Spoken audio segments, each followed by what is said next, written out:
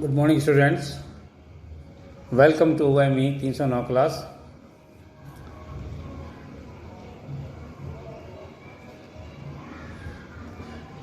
Unit 4 में estimation of material cost. जैसा कि अपन ने अध्ययन किया था कि समस्त उत्पाद एक ही पदार्थ या दूसरे पदार्थ के साथ मिलकर बने हुए हैं या किसी प्रोडक्ट के उत्पाद या कॉस्ट की कुल लागत का महत्वपूर्ण हिस्सा मटेरियल कॉस्ट होता है। अतः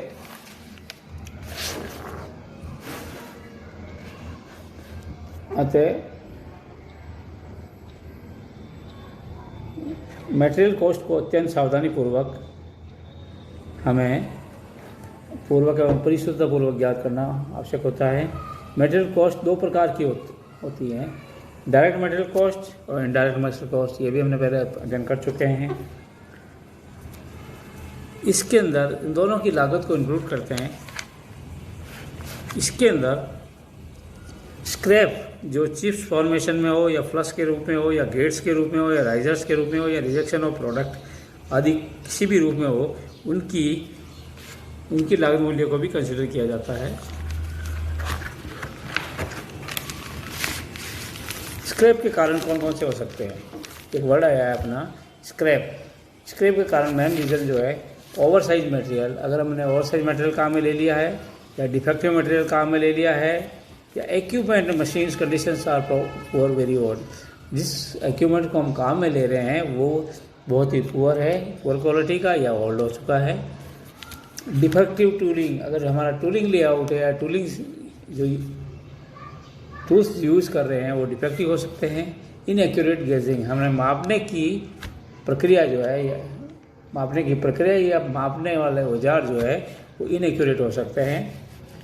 वर्कर की असावधानी हो सकती है, वर्कर अनट्रेंड हो सकता है।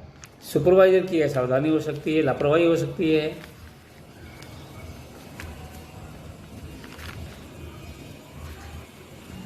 या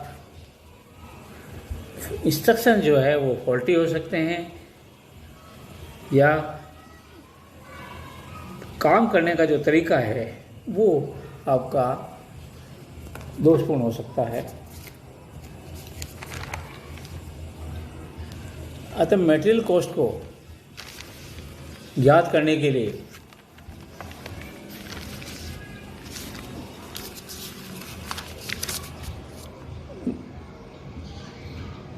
स्क्रैप सहित रॉ मटेरियल को कंसिडर किया जाता है। अगर मटेरियल स्टॉक को मशीनरी प्रक्रिया द्वारा कंपोनेंट तैयार किया जाता है तो इसमें दोनों एंड्स को फिनिश डायमेंशन में स्टॉक थिकनेस को जोड़कर इसका वॉल्यूम ज्ञात किया जाता है। अर्थात जो दोनों एंड्स है उसको वॉल्यूम्स के टाइम में हमें कंसिडर करना है। मटेरियल कॉस्ट को ज्ञात करने के लिए मेंसुरेशन की सहायता से पार्ट का सरफेस एरिया वॉल्यूम को ज्ञात किया जाता है।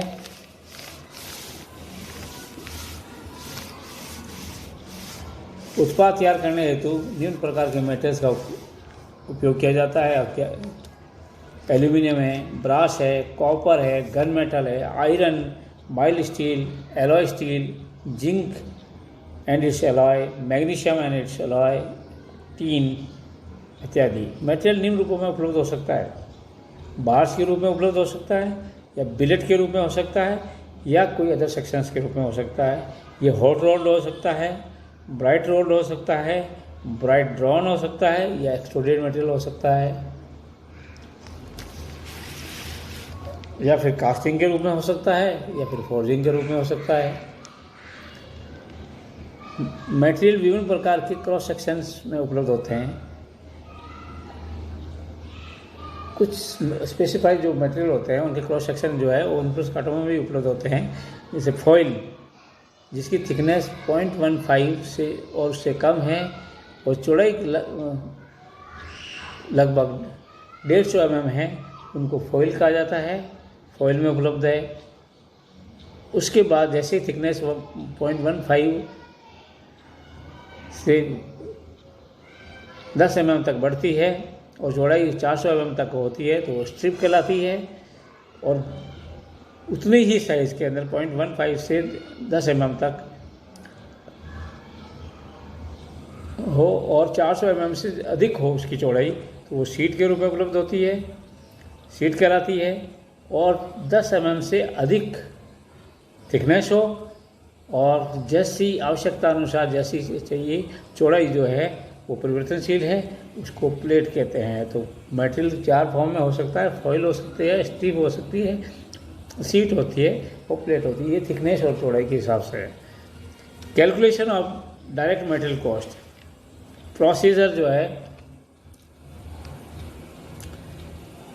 डायरेक्ट मटेरियल को कॉस्ट को आकलन करने हेतु निम्न प्रक्रिया अपनाई जाती है। सर्वप्रथम कंपोनेंट की ड्राइंग को सिंपल पार्ट्स के अंदर बांटा जाता है, समस्त पार्टों का एरिया एवं वॉल्यूम ज्ञात किया जाता है।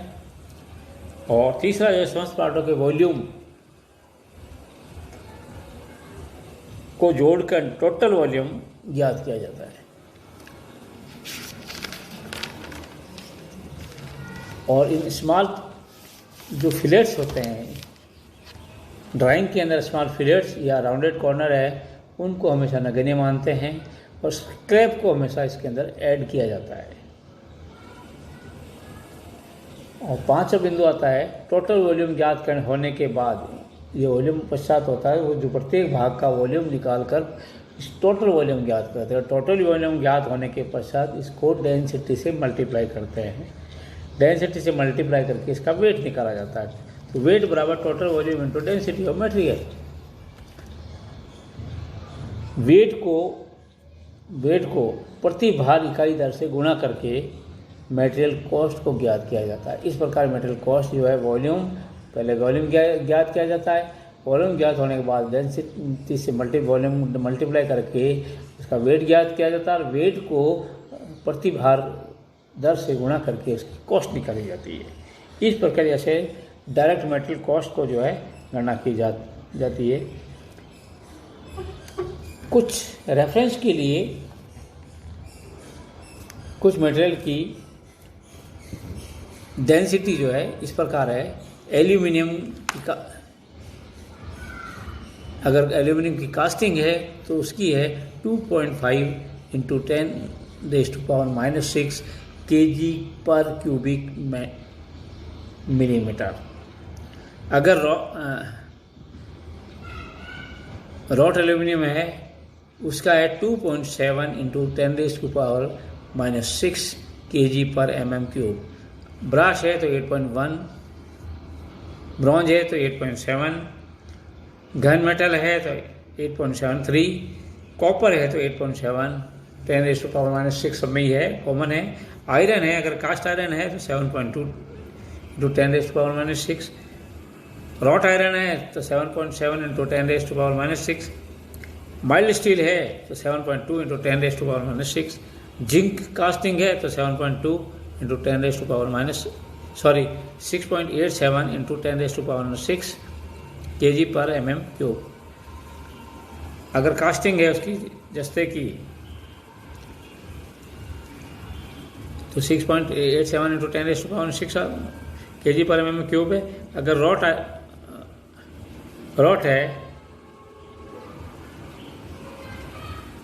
है या मतलब फोर्ज है तो 7.2 इंटू 10⁻6 kg पर क्यूबिक मिलीमीटर। नवा है टिन 7.42 इंटू 10⁻6। अगर लकड़ी है, टीक वुड है तो उसकी है 0.657 से लेके 0.882 इंटू 10⁻6 kg पर mm³। अब हम आ जाते हैं, कुछ न्यूमेरिकल्स दिए हैं जिसके अंदर estimation of volume, weights and cost of material. पहली प्रॉब्लम दी है find the volume of the 4 component as shown in figure 1 to figure 4। Figure पहले को कंसिडर करते हैं। ये फिगर आपको एक ट्रायंगुलर प्रिज्म दिया हुआ है और इसके अंदर बेस जो दिया है 60 mm दिया है, हाइट जो है आपकी 50 mm,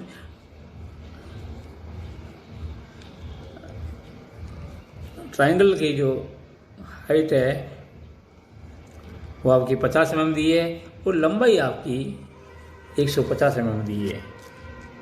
सबसे पहले एरिया ऑफ ट्रायंगल ABC निकालते हैं। इसमें A बराबर A इंटू एच अपॉन 2, ये 60 into 50 divided by 2 equal to 1500 mm square. Volume of figure,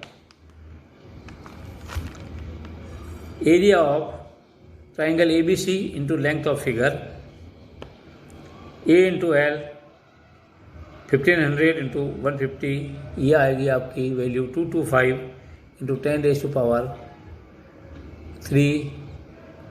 cubic mm।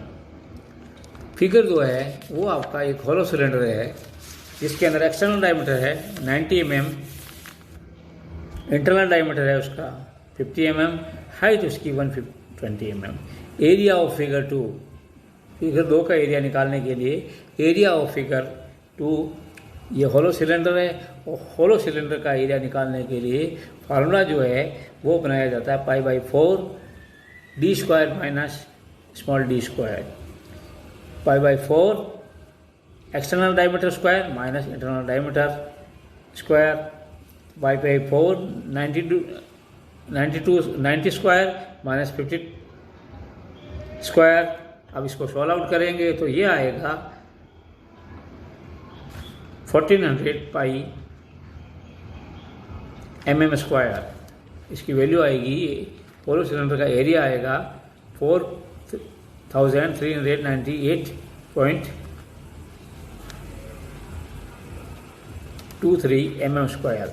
Volume of hollow cylinder निकालने के लिए area of hollow cylinder into height of cylinder. Area या अपना आपका आया 4398.23 इंटू आपकी हाइट जो है सिलेंडर की हाइट है 120। इसको मल्टीप्लाई करने के बाद जो आपका वॉल्यूम आएगा 527787.57 cubic metre.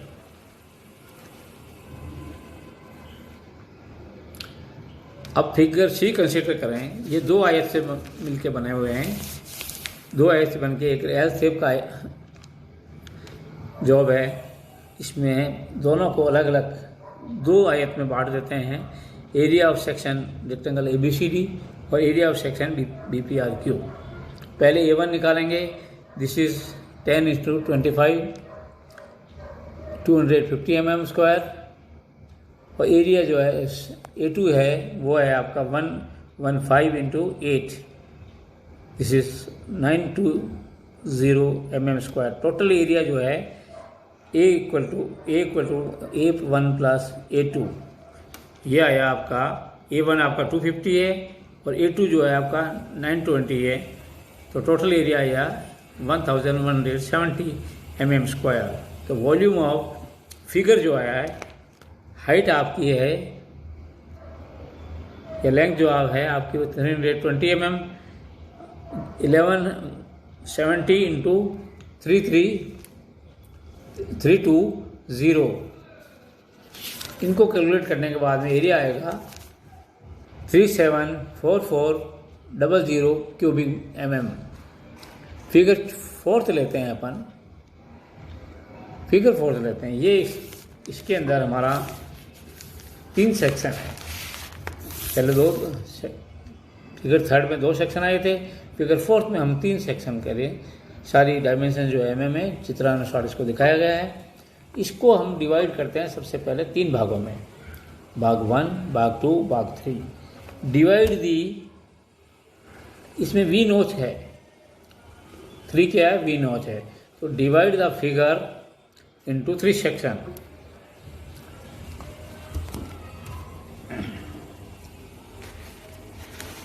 Area of figure,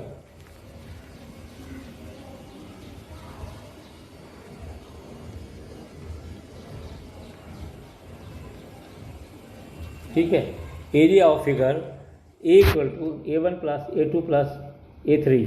actual में A3 जो है वो माइनस में है, वो घटाना पड़ेगा, वो दैट इज नॉट है ड्राइंग के अंदर वो खुला पोर्शन है। Area of figure section 1 A1 बराबर area of rectangular A B C D. पहले पोर्शन को कंसिडर करते हैं, इसमें लेंथ इंटू ब्रेथ ये आ गया 270 इंटू 250, ये आएगा A1 इक्वल 67,500 mm²।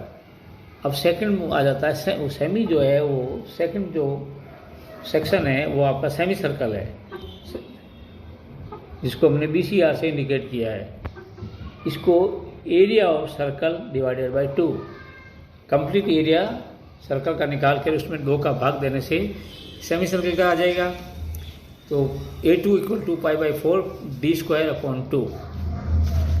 तो ये वैल्यू आई है आपकी π/4 into 250² A2 will be 24,543.69 mm²।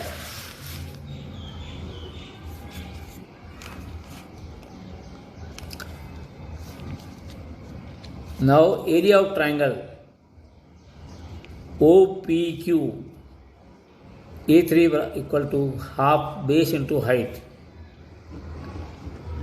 half into 170 into 130, A3 equal to 11,050 mm²। Total area of figure A equal to A1 plus A2 minus A3, 67,500 plus 24,543.69 minus 11,050। तो ये आ गया area 80,993.69 mm²। Volume of figure equal to area of figure into thickness of figure, ये आ गया आपका।